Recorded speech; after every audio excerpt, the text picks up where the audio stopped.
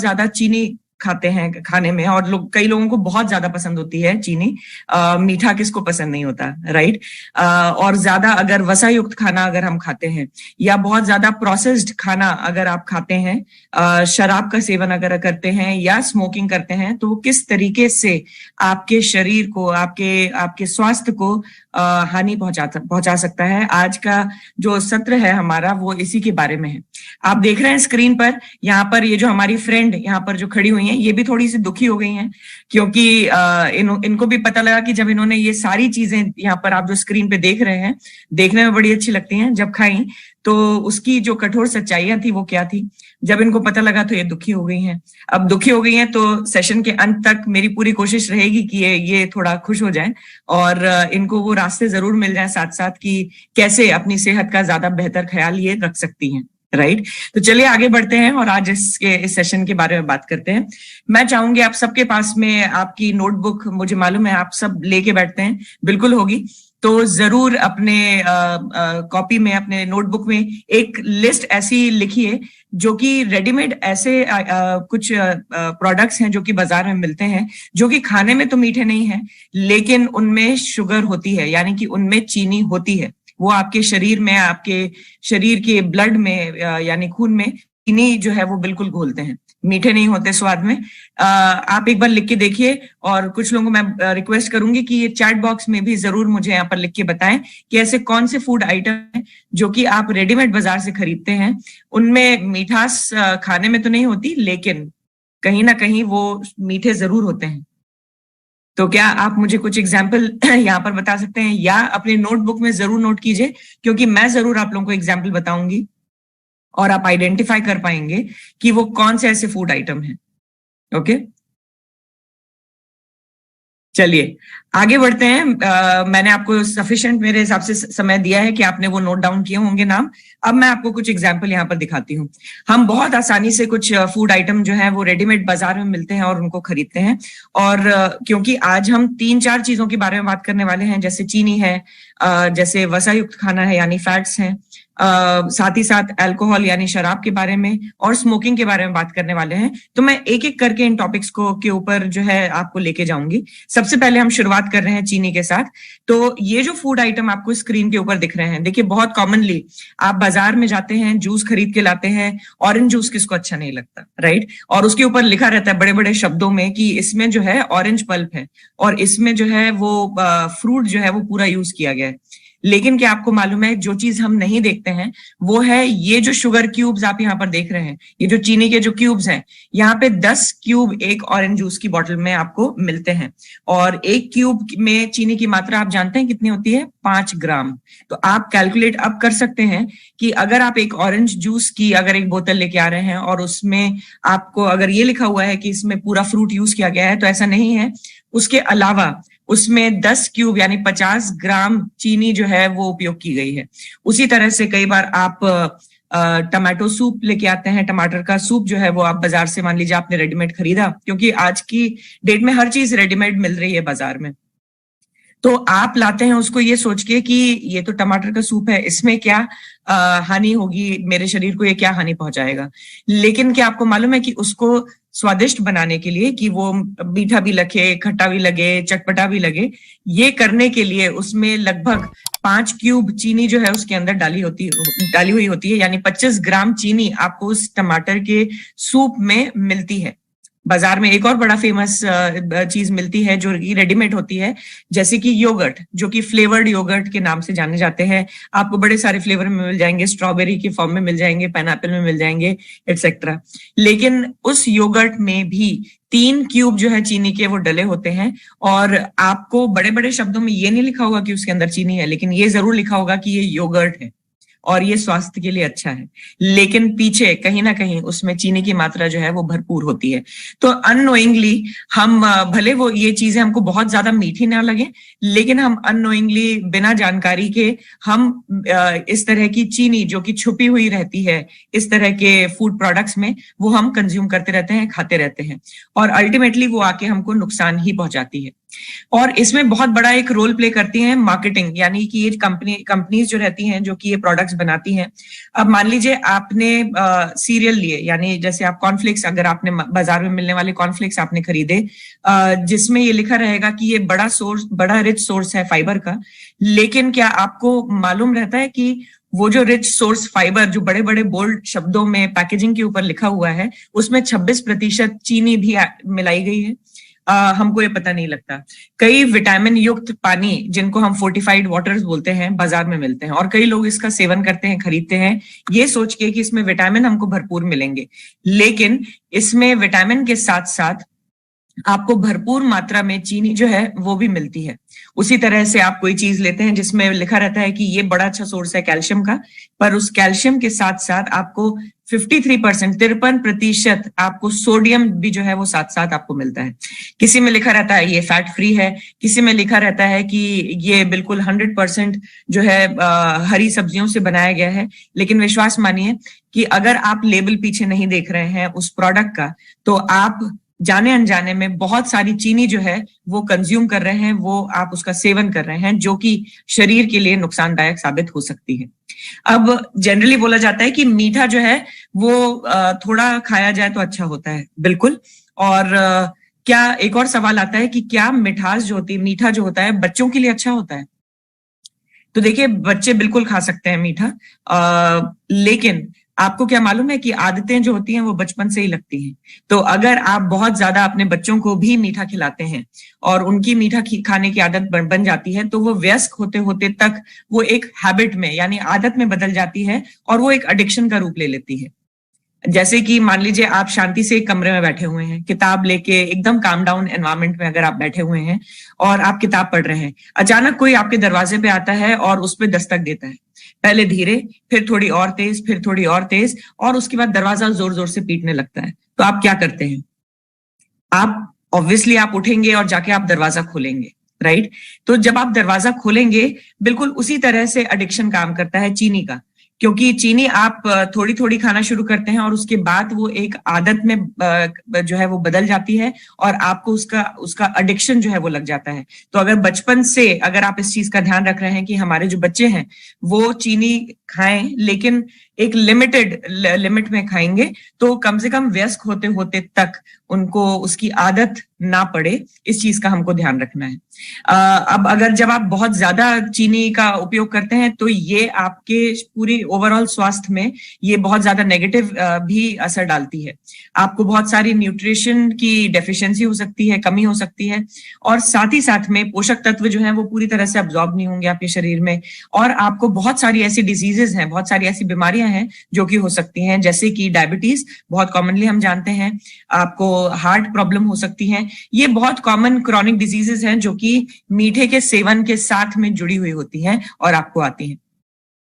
अगला जो इम्पैक्ट आता है वो हमारे लिवर के ऊपर आता है। जनरली हम बोलते हैं कि लिवर की जो बीमारी होती है कि फैटी लिवर अगर आपको हो गया, तो वो फैट ज्यादा खाने से, यानी वसा युक्त ज्यादा खाना अगर आप खाएंगे तो आपको फैटी लिवर होगा, ऐसा नहीं है।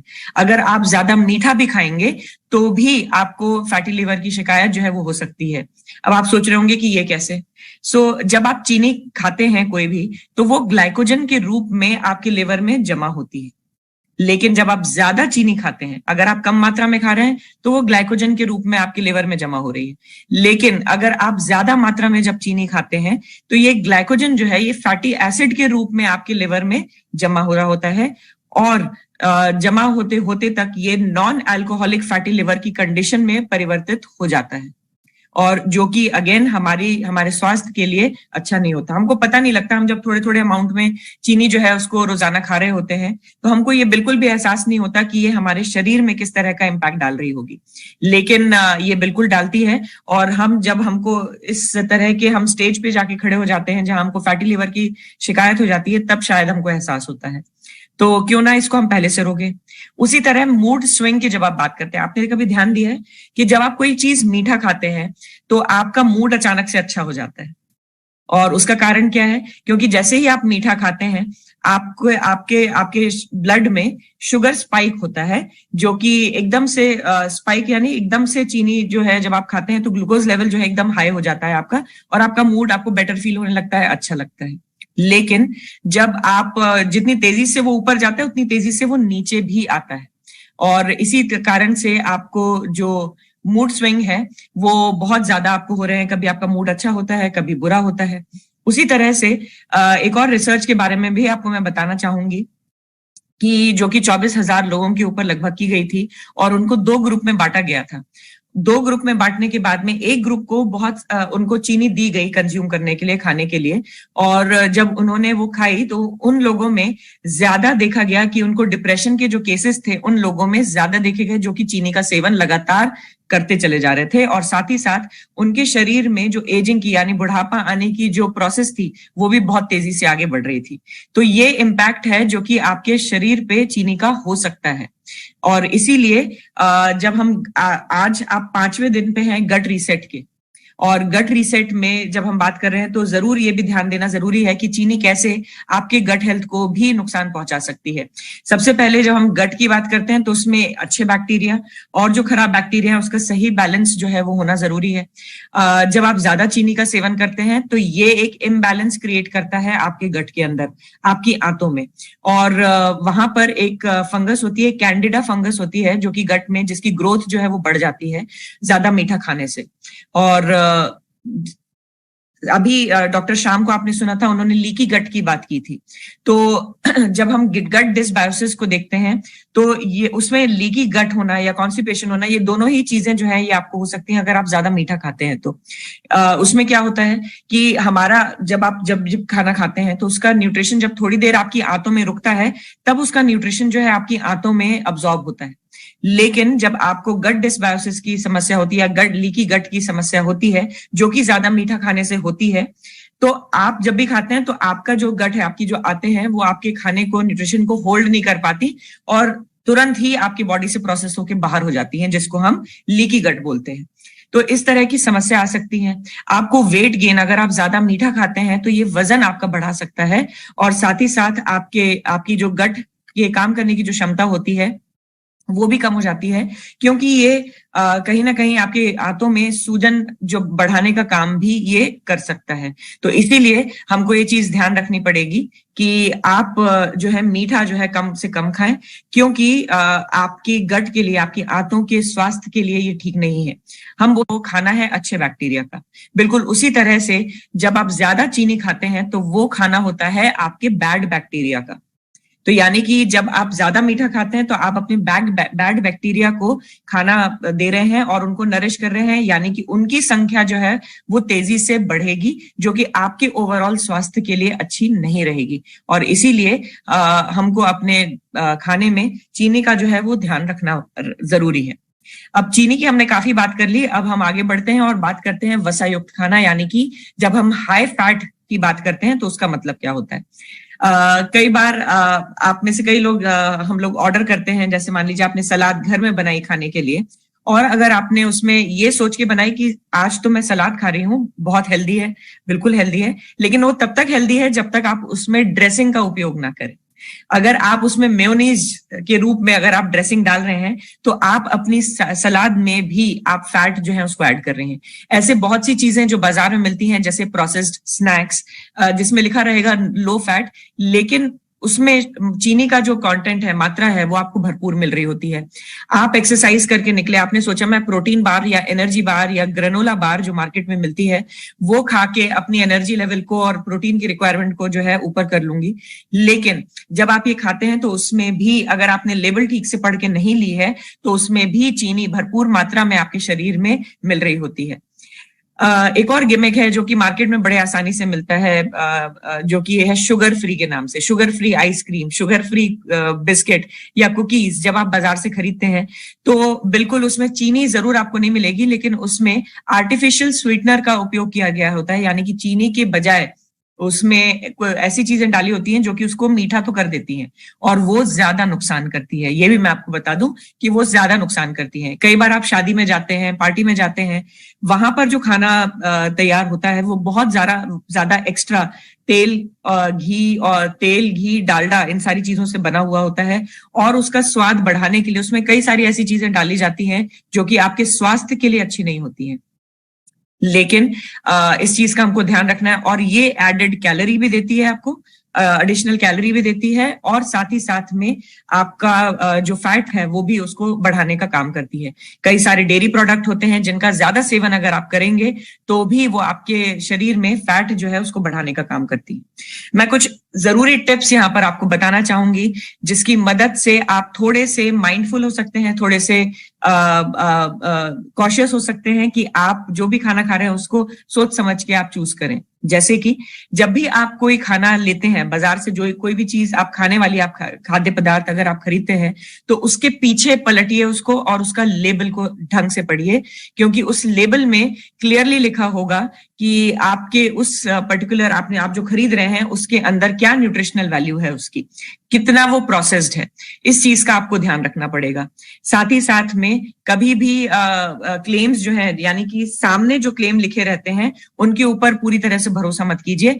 हमेशा अपनी सूझबूझ से लेबल के पीछे जो चीजें लिखी हुई हैं उनको तरीके से आप ठीक तरीके से पढ़िए, ताकि आपको पता लग सके कि आप जो खाना खा रहे हैं उसमें कितनी कैलोरी आपको मिल रही है और कितनी वसा वो आपके शरीर में ऐड कर रहा है। उसी तरह से आप जब पोर्शन साइज की हम बात करते हैं तो उसका भी आपको ध्यान रखना पड़ेगा। अब मान लीजिए आपने देख के खरीदा चकली, मान लीजिए आपने बाजार से खरीदी खड़े अनाज की, मोटे अनाज की आपने खरीदी, मिलेट की आपने चकली बाजार से खरीदी, लेकिन आपने पीछे ये नहीं देखा कि वो फ्राइड है।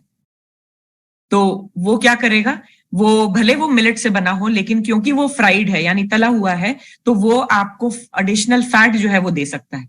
अब आप उसमें क्या कर सकते हैं कि आप चलिए, वो एक बेहतर ऑप्शन आपको लगेगा कि शायद हो सकता है, लेकिन वहां पर आप अपना पोर्शन साइज जो है कंट्रोल कर सकते हैं। जहां आप 2 या 3 चकली खा रहे थे उसकी जगह पे 1 चकली खाइए या आधी चकली खाइए, जो कि आपको फुल भी कर दे, मन भी भर जाए, और आपका जो फैट है उसको भी ज्यादा ऐड ना करे।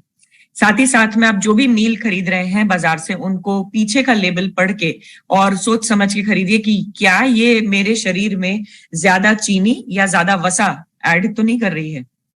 इस चीज को देख के जरूर लीजिए। अब आप सोच रहे होंगे कि क्या सारे फैट बुरे होते हैं, तो मैं आपको बताना चाहूंगी ऐसा बिल्कुल भी नहीं है। आप में से कई लोगों को मालूम होगा कि हमारे खाने में कई सारे गुड फैट भी होते हैं और बैड फैट भी होते हैं।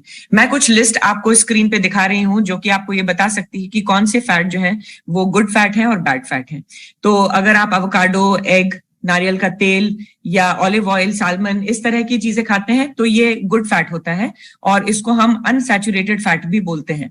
और बैड फैट, जो कि आप जितना भी डोनट, कुकी, पेस्ट्री, क्रैकर या आप जो भी बाजार में मिलने वाले हाइड्रोजनेटेड ऑयल रहते हैं, ये बैड फैट कहलाते हैं, और इनको हम सैचुरेटेड फैट के नाम से भी जानते हैं। क्या फर्क है, कैसे देखेंगे? रूम टेम्परेचर पे आपके जो सैचुरेटेड फैट होते हैं वो जम जाते हैं, राइट? तो उनको हम बोलते हैं सैचुरेटेड फैट।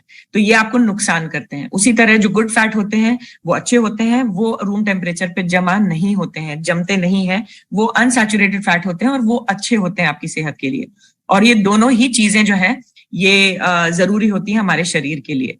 जब आप हाई फैट खाते हैं यानी वसा युक्त खाना ज्यादा जब आप खाते हैं तो ये आपको सटाइटी देता है, यानी कि आपको बहुत देर तक ये भूख नहीं लगने देता, आपको फुलनेस की फीलिंग आती है, लेकिन ये आपका डाइजेशन का पूरा प्रोसेस जो है उसको बहुत धीमा कर देता है।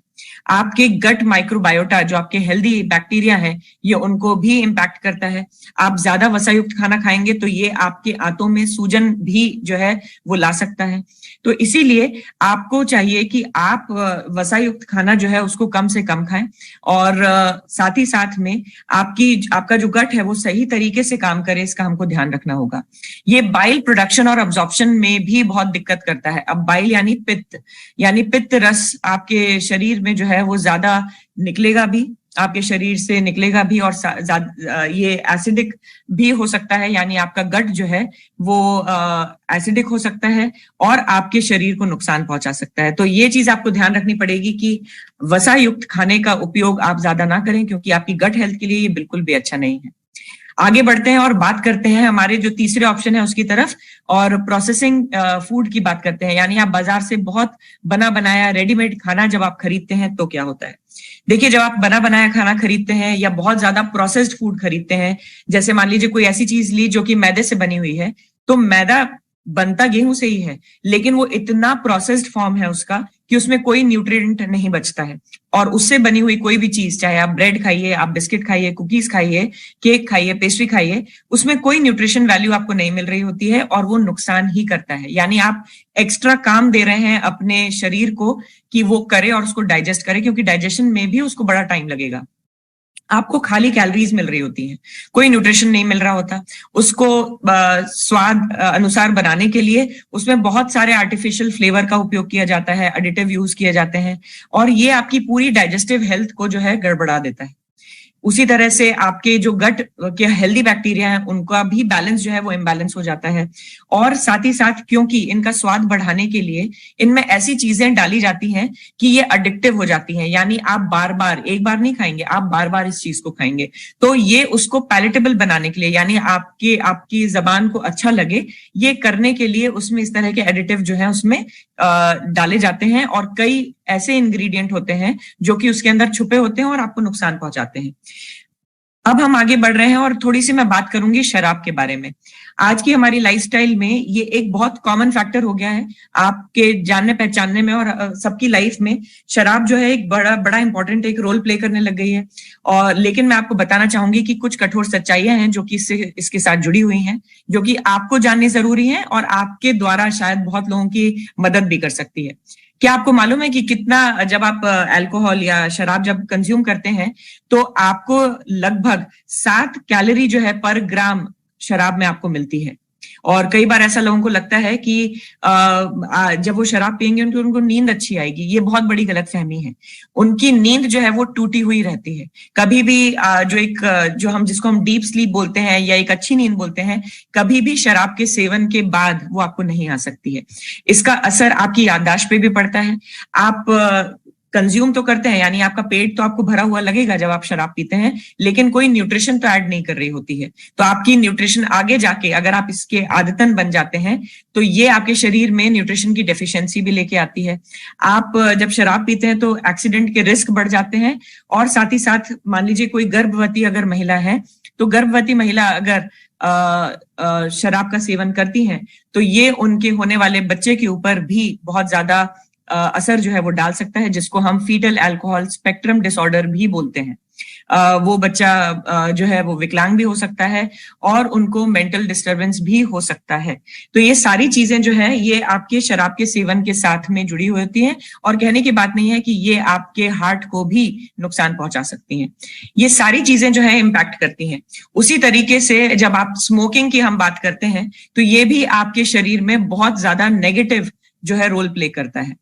ये आपके ओवरऑल शरीर के अपीयरेंस में इम्पैक्ट डालेगा। आपने देखा होगा जो लोग बहुत ज्यादा स्मोक करते हैं उनके चेहरे से आप बिल्कुल पता लगा सकते हैं कि वो ज्यादा स्मोक करते हैं, ज्यादा सिगरेट पीते हैं। उसी तरह से उनके आसपास जो लोग सिगरेट पीते हैं, उनके आसपास जो लोग रहते हैं वो सेकेंड हैंड स्मोक कर रहे होते हैं बाय डिफॉल्ट, तो उनके भी स्वास्थ्य के ऊपर ये बहुत ज्यादा नेगेटिव असर डालता है। और साथ ही साथ जो शरीर स्वास्थ्य की जो रिस्क होती है, हमारी बीमारियों की रिस्क जो है वो बढ़ती चली जाती है। ये आपके शरीर में एजिंग की प्रोसेस को बहुत तेजी से आगे बढ़ाता है। आप जल्दी बुढ़े दिखने लगते हैं। आपके शरीर में मेटाबॉलिज्म जो है, आपका जो पाचन तंत्र है वो भी गड़बड़ा जाता है, और न्यूट्रिशन जो है वो सही तरीके से अब्सॉर्ब नहीं होते। आपके शरीर में गुड और बैड बैक्टीरिया का सारा जो डाइवर्सिटी है वो इम्बैलेंस हो जाती है, और आपके शरीर में अच्छे बैक्टीरिया की कमी होने लगती है। ये सारी चीजें जो है ये स्मोकिंग के साथ आपको मिलती हैं। और इन सारी चीजों का इम्पैक्ट, अगर मैंने आज बात की है चीनी की, वसा युक्त खाने की, ज्यादा प्रोसेस्ड फूड की, इन सब चीजों का जो असर है हमारे लिवर पे, हमारे दिल पे यानी हार्ट पे, पेनक्रियास पे, किडनी पे, ब्रेन पे, ये बहुत ज्यादा पड़ता है। और लंबे समय में अगर हमको चाहिए कि हम स्वस्थ रहें, अपने शरीर को बेहतर करें, तो हमको मीठे के ऊपर अपने स्वास्थ्य को चूज करना होगा। हमको जो भी हाई फैट यानी जिसमें वसा बहुत ज्यादा है उस तरह के खाने को मना करना होगा। हमको ज्यादा फ्रेश खाने के ऊपर फोकस करना होगा, बजाय इसके कि हम बाजार से रेडीमेड खाना खरीदें। और साथ ही साथ में शराब और सिगरेट का जो सेवन है उसको हमको अपने जीवन से जो है बिल्कुल निकालना होगा। तब आप एक हेल्दी लाइफ जो है उसको आप लीड कर सकते हैं।